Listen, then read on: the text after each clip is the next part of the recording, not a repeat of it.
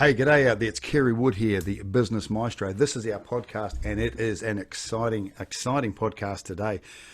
We've got New Zealand, maybe Australia's finest business broker to talk to us about, turning your asset into cash, about getting the thing you work hardest at, your business, up and running. And it's exciting to have this conversation. So in the next, 27, 30 minutes, there might be some politically incorrect stuff. There might be some stuff that you find a bit pointy. If you do, well, maybe better you go and listen to someone else's podcast, because, we tend to run a pretty crap-free environment at the Auckland Centre of Business Excellence.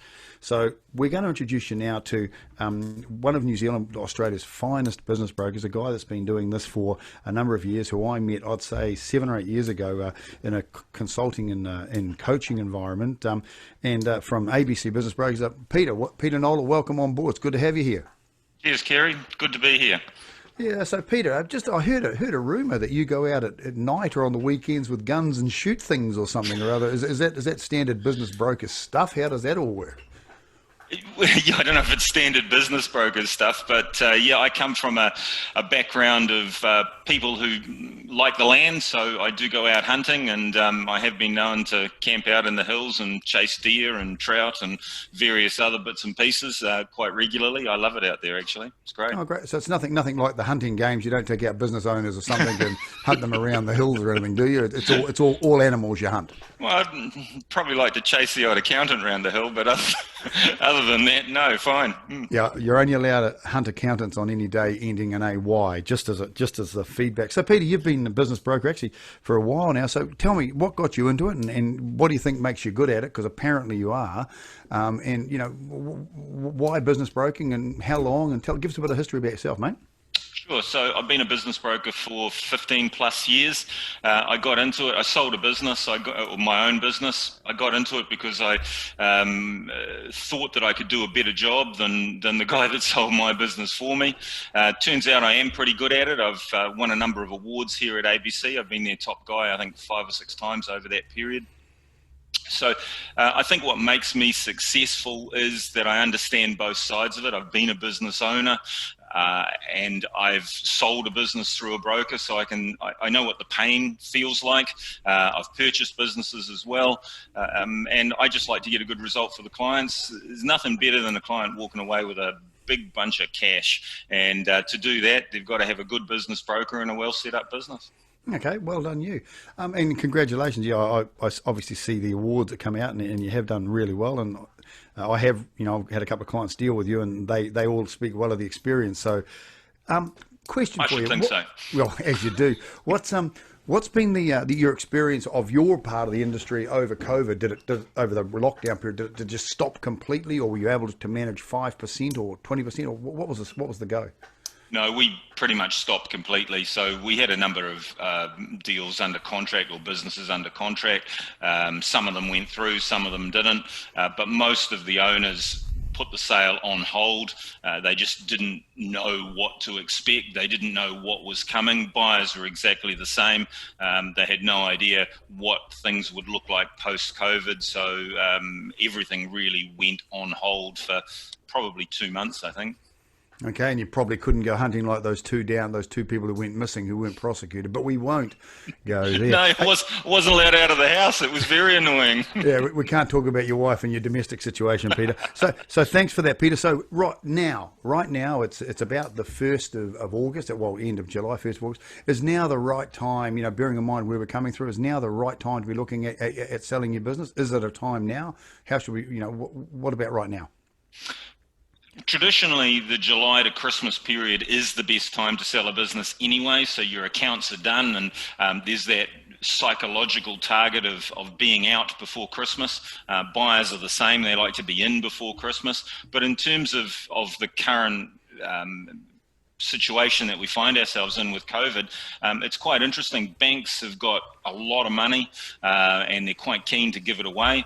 We've got expats coming back into the country. Those expats are generally well cashed up, and they're not looking for corporate jobs. They're looking to buy businesses, and their sweet spot is businesses making somewhere between maybe 300,000 and 500,000. So those businesses their prices are holding up well, and we're getting good interest in them. So I think it's probably a good time to sell. There's lots of buyers there, and to be fair, we probably don't have as much stock as we'd like to have. So yeah, it's a seller's market. So banks are giving us plenty of money. We've got all these people coming in from expats who are after quarantine looking to get in. They don't want jobs. They're looking for businesses. You said 300 to 500K, something, profit, that sort of thing. Yeah, thanks, Peter. So what are the biggest mistakes that, if we've got someone listening who's looking to sell their business, what are the biggest mistakes that they will make when they, that they could get over now before they talk to a business broker? Biggest mistakes before they sell their business? Of preparation, or the lack of preparation. Too many business owners, and it feels like they wake up on Monday morning and they decide to put the business on the market on Tuesday, and by doing that they're just leaving so much cash on the table. They need to do preparation. When we sell a business, the buyer is looking for future maintainable earnings, and there's a number of simple things that business owners can do that they just simply don't do, so they don't get full value for their business. So preparation, absolutely the key. Future maintainable earnings. I bet you've been waiting a while to use that phrase, and hey, I'm going to run with that one. It's not bad, is it? Not bad. Like that. You can use it. That's fine. Thank you for that. So, what does it mean? What does future maintainable earnings mean? So, effectively, if I buy your business and do what you do, my expectation should be I get what you got. That's terrible English, but you get the message behind it. And too many businesses aren't set up for that to happen. And I can list a number of things. And to give you one example, it's too much is invested in the business owner. So the business owner is almost part of the business, and the business won't function as well without not a owner, but without that owner. And the mistake they made is not putting systems in place and getting that goodwill, if you like, out of the owner and into the business and into the staff and into the systems. Systems. Thanks for that, Peter. So let's just take that. Business systems. I'm going to use a really high-powered consulting phrase here. Standard operating procedures, SOPs.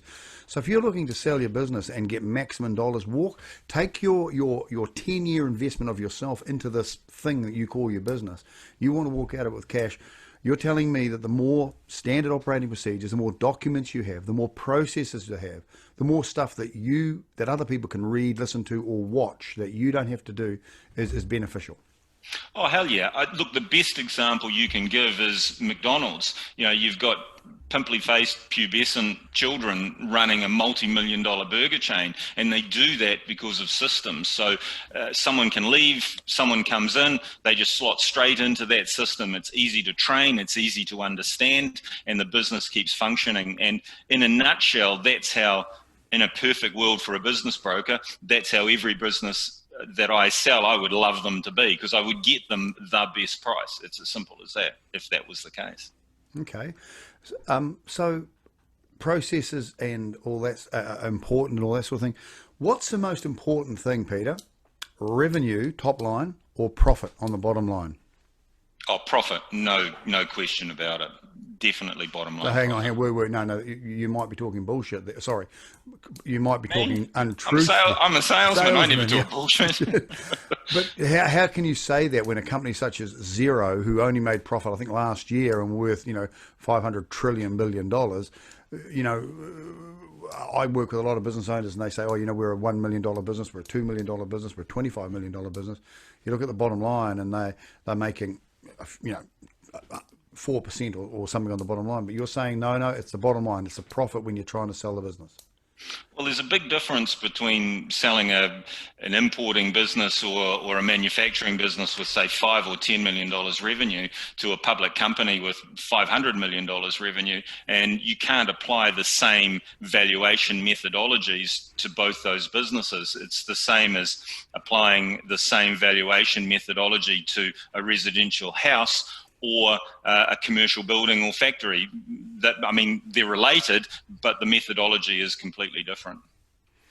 Okay, all right. So styles of business, industries of business. If you were looking today, you're coming out of a corporate background, or you're coming back to New Zealand, and you've got a little bit of cash, there's construction, there's tourism, which you wouldn't want to be getting into right now, or maybe you would. There's manufacturing, there's retail. Maybe give us a rating, the top 2 or 3 areas of opportunity you see in New Zealand at the moment. Anything that makes or sells stuff is always well sought after. So an importer that brings in a widget, a manufacturer that makes a widget, those are the sort of things that people like, or the businesses people like. And my feeling is it's because it's easy to understand. If you have a product, you make it, you put a markup on it and sell it, or you import it, put a markup on it and sell it. And fundamentally, they're a simple business model. When you start getting into businesses that are charging for time or supplying services, it becomes a lot more complicated for a buyer to understand. So from simplicity point of view, if you've got a product or a very simple service, then those are the most sought after businesses. And obviously with services and people selling time, in the small to medium end of the market, you're usually relying on the owner having industry knowledge or knowledge of what's going on, so they can overview the quality, so they can overview the performance of the business in what it actually does. Would that be true?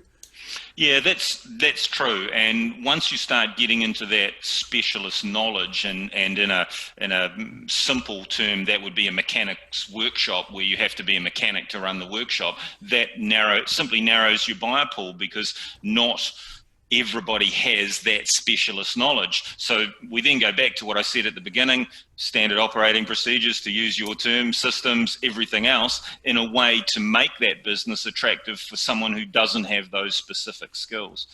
And I think, and I'm digressing slightly, but another important point is that if you look at the buyer of today, the buyer of today is of a different generation to the majority of the sellers. So vendors tend to come from that baby boomer or soon after, and their values were always hard work, and they saw their business as part of themselves, and they have this silly attitude: well, I'm going to do it because no other bugger can do it as good as me, and don't think I'm going to pay someone to do it when I can do it. So they immerse themselves completely in the business. They spend 50, 60 hours living in it, working in it, and it becomes part of them. A buyer comes along, and we're dealing with people from a different generation. Now, that generation values time, they value work-life balance, all those sort of things. So they look at that business and they go, well, even if I've got the skills, I don't want to spend 60 hours a week working in a business. I don't care if it's earning $500,000, because I'm never going to be able to spend it. So they're looking at a business that will give them that work-life balance, that will also give them the income. They are prepared to pay a little more for that, but there's the opportunity for that boomer that we talked about to systemize his business, to make the business attractive by reducing its reliance on him, and therefore he opens his business up to a much larger market or a much larger range of buyers. Sorry, I digressed a little bit. No, thank you very much, Peter. I actually would like to take that on board about the buyers of today, the generational change. If you think about you and I, Peter, young, attractive, athletic, you and I, that was a description of you and I. By the way, absolutely. Yep. I know. Yep. But the people now coming into the market, as you say, do you find there's a generational shift in attitude, and it's actually impacting the buying decisions and the businesses they're buying? Oh, absolutely. So typically, and I'll give you a very clear example. So I had a business I was marketing probably middle of last year, great business, making a lot of money, but the owner was in there 60 hours a week. I had a queue of people that wanted to buy it.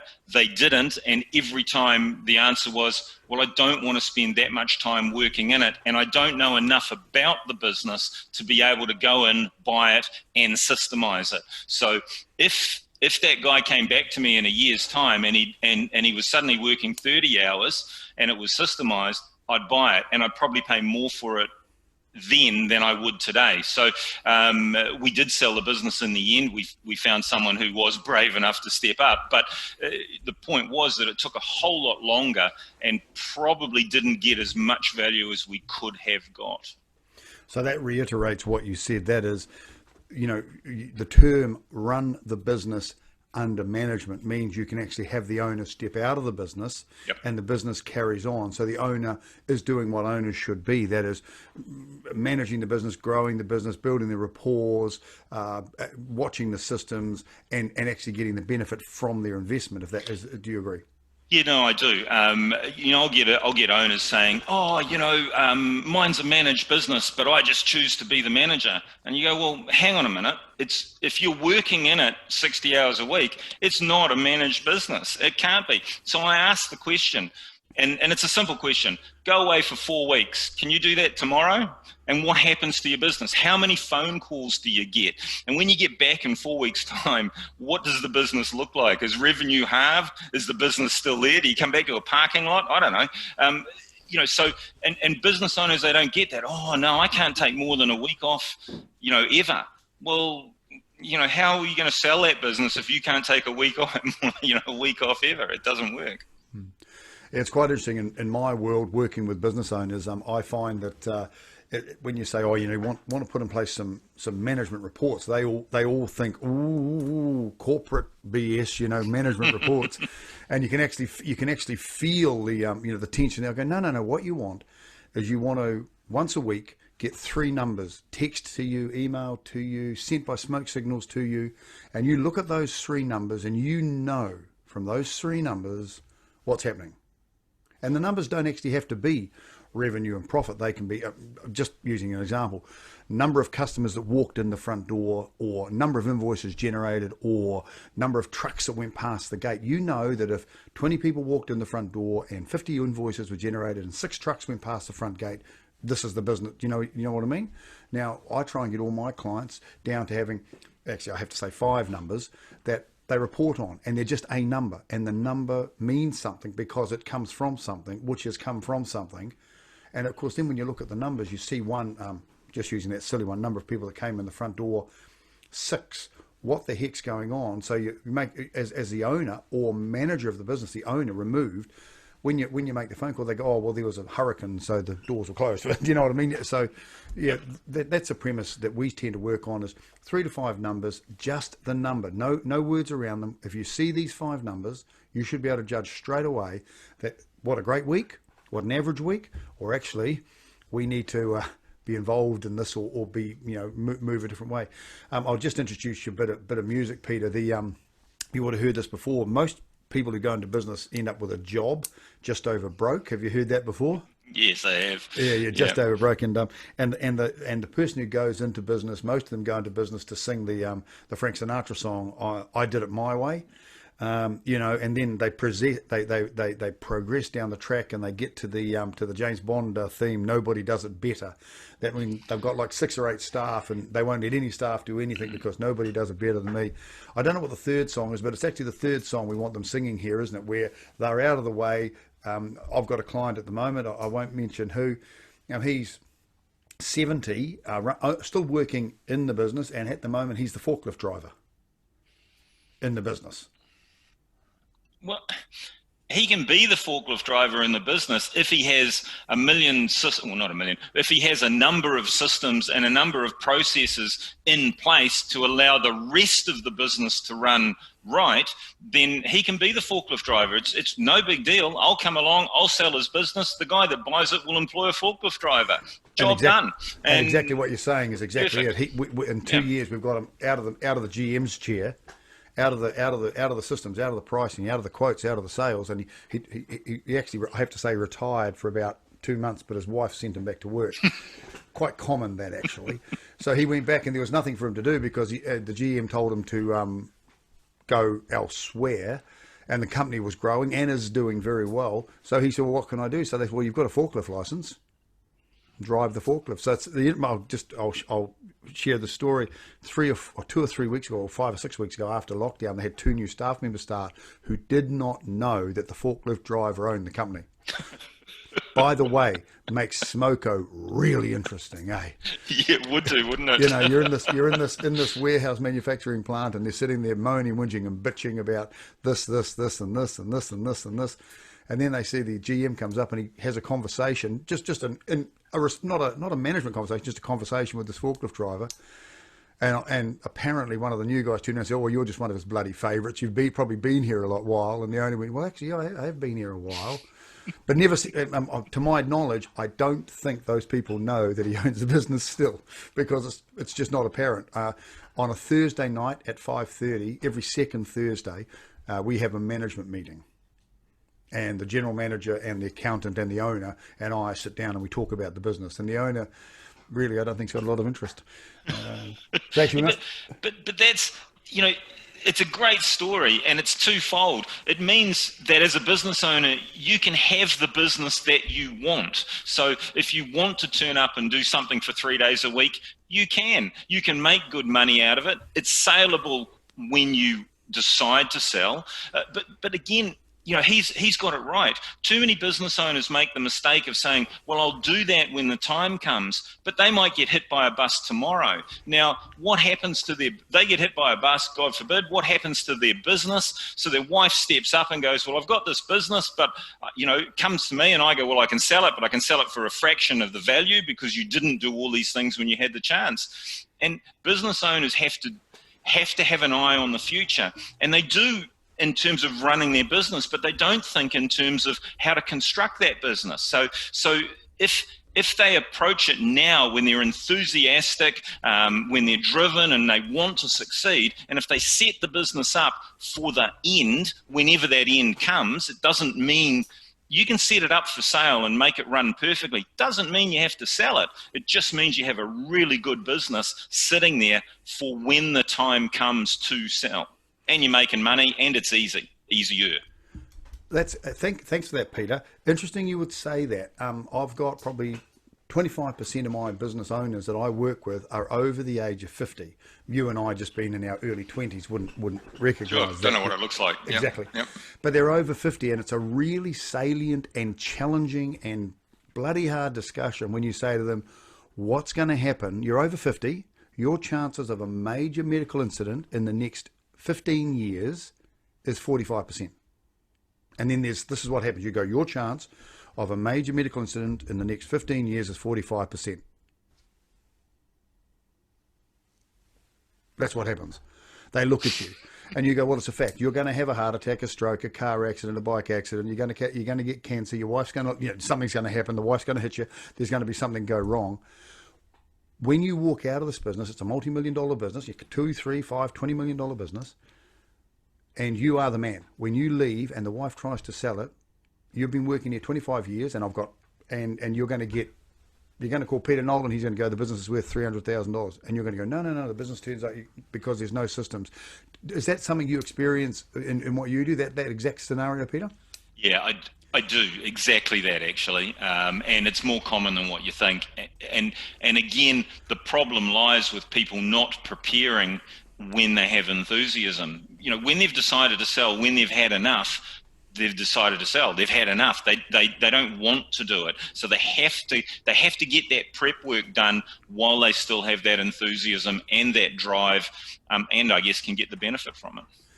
I know we've actually gone over the same thing 600 times, preparation. But the reason I've actually kept going back to it is because in my world, and I know in your world, it's the same song sheet over and over again, and what you just said is very salient. Prepare it for sale while you have enthusiasm. Prepare it for sale because you don't have to sell it. And as an example, different world, same thing. When you're living in a house, your family home, you shouldn't just sell it after 30 years when you want to, you shouldn't just paint it after 30 years when you want to sell it. Does that make sense? During that 30-year period, you should do the maintenance, you should keep it painted, you should make sure the dry, you should paint, and a business is a lot like that. You've got to continually do stuff. Peter, last thing I've got before I sort of wind this up, how important is all this technology, not only systems technology, but all this social media bullshit stuff, and social media, there's Twitter, and there's Faceache, and there's Snapbox, and there's and Tinder and all that. How important is it that your business is like right into that sort of thing, because people who are older than us, you know, I talk to people, business owners, they go, no, we have a website, and you look at their website, and it was, you know, it was done by their nephew who was at university studying biology, and you talk to them about Facebook or brand presence and that sort of thing, and they go, oh, no, we don't do that. How important is that sort of thing? Yeah, I'm not sure Tinder's going to work for most of the businesses I do, but point taken. Look, it's not a standalone thing. It's an and. So you systemize your business, and you have a good website, and you get that website working properly with good SEO. That's linked into good social media. So that becomes an and. How do you succeed on social media? You pick a strategy and you apply that strategy to social media. If you look at the way we promote our businesses now, 10 years ago, you put an ad in the Herald. On Monday morning, you spent 4 hours dealing with phone calls, and that was your promotion. But the people that we're looking at, and we touched on it, that younger generation of buyers coming through, they're not reading, the old Herald's going to get a bit upset, but they're not looking at the Herald. They're looking at social media. They're looking at websites. They're checking you out, your business out on their phone. So it's all very well having a website, but if that website isn't optimized to work on a phone and it looks awful, they're going to move on to the next one. So not so much from selling the business, because that's what we do and we take care of that, but from you presenting a quality business, you have to have all those things covered. You don't have to worry about it. You don't have to pour millions of bucks into it, but it has to be, social media has to be part of your strategy, like a good website, in the way that you used to do a catalog, in the way that you used to do a half a page in a magazine, advertising, whatever. The same process applies, but it applies digitally. Thanks for that, Peter. Can I just add to that? I see social media and all of that sort of stuff, the website, LinkedIn, Facebook, Snapchat, all that, as what in my little world, I term it reputational collateral. Let me explain. Very recently, I just employed a new marketing assistant, and they applied for the role, and I interviewed them. But then I got the other lady who works for me to investigate her online. Mm. So we went to, and this wasn't stalking, or I don't want to think anything inappropriate or anything, but like, you know, so if I was looking to buy a business, Peter Nola plastering, for example, you know, if you type Peter Nola plastering into Google, you might find the website. Great. So as you say, you look at the website. How does this look? Oh, it's good, it's bad, it's indifferent. Then you've got, look, there's all these websites, No Cowboys, there's all these feedback websites, there's all these blogs. So I think that we have to, as business people, be aware that, you know, if we're going to sell the business, you said do it while we're enthusiastic. I see it as a 6-month, 1 year, 2 year project. And I think business owners should, because if your business is worth, pick a figure, 500,000, 1 million, 2 million, 200,000, you're investing that much time to get that equity, that cash out of your investment. And I think that you have to start then building your social media and your internet reputational collateral. So for example, I talk to all of my clients about getting testimonials, about getting referrals. You know, so when you go onto Google and you type in Peter Nola plastering, there are 40 Google reviews that all say Peter Nola plaster was bloody fantastic, you know. And then if someone's looking to buy in your business, they type that in, they go, whoa. So they're my thoughts. Does that ring true to you? Does that make sense to yourself? Yeah, of course it does.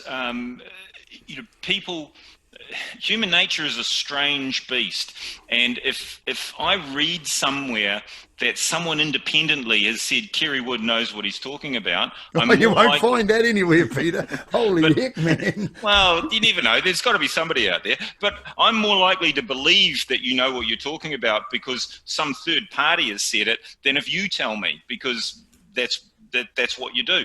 So yes, it all does, and I love that term, reputational. What did you use it? Reputational credibility? Was that the... No. Here we go again. Concentrate, Peter. Sorry. Reputational collateral. Reputational collateral. Okay. Okay. You can have that one, because I'm definitely going to use future maintainable earnings. I've written that one down. I'm going to quote that all day. Future maintainable earnings. That's a goodie. Yeah. So you can have reputational collateral, and I'll have. Yeah. But look, and I don't get why people are so negative about social media. In the older people, I mean, they do brochures, they do sign writing vans, they do all those sort of things, which is the same sort of stuff, but just from 30 years ago. So all social media is a modern version of that. So Peter, look, there might be 1, 2, 7,000 people looking here to sell their business. Would you be prepared to give someone 15 minutes of your time to get on the train to prepare their business for sale? Would you be up for that? Sure, I will. I probably can go a bit better than that. I'm happy to talk to any of your business owners, sit down with them, give them an appraisal of value as to what the business is worth in the market today, and some suggestions on what they could do or what they might want to look at. And I'm equally happy to revisit them again in a year's time to sell it, or to give them another update as to value and show them where they are. I mean, look, I talk to business owners a lot. I have some guys that call me in every sort of 18 months, 2 years and go, we've done all this. How has that affected the value of the business? And that's all perfectly fine. That's part of the service, and I'm happy to do it. So I mean, Peter, other than walking around the hills trying to find a strange bald white guy with a rifle, how do they get hold of you, my friend? So they can do it a number of ways. They can use the telephone, 021 507 313. They can go mad on social media. If they have a look on YouTube, so just www.youtube.com/Peter Nola, they'll find me. They can look at the ABC Business website, and find me on there. So plenty of places they can find me. Or LinkedIn, just search my name on LinkedIn, I'll come up. All right. Hey Peter, thanks so much. I know how busy you are in your time, and thank you very much for sharing all your expertise. And I really will take out of it about we just need to prepare. Selling a business today, deciding today to sell your business tomorrow is just not the thing to do. We need to make the decision today to sell it in a period of time, get all the process and all that behind us, and that's great. So, ladies and gentlemen, those that are listening, those that are still listening, this is Kerry Wood from the Auckland Centre of Business Excellence, the Business Maestro. We've been having 30 minutes with New Zealand, maybe Australasia's finest business broker, Peter Nola from ABC. Now listen, think about what he said. You want to get out of your asset, your biggest asset, your business, the most cash. Let's be brutal about it. You want cash. To do this, there's only 3 rules. Here are the rules. Preparation.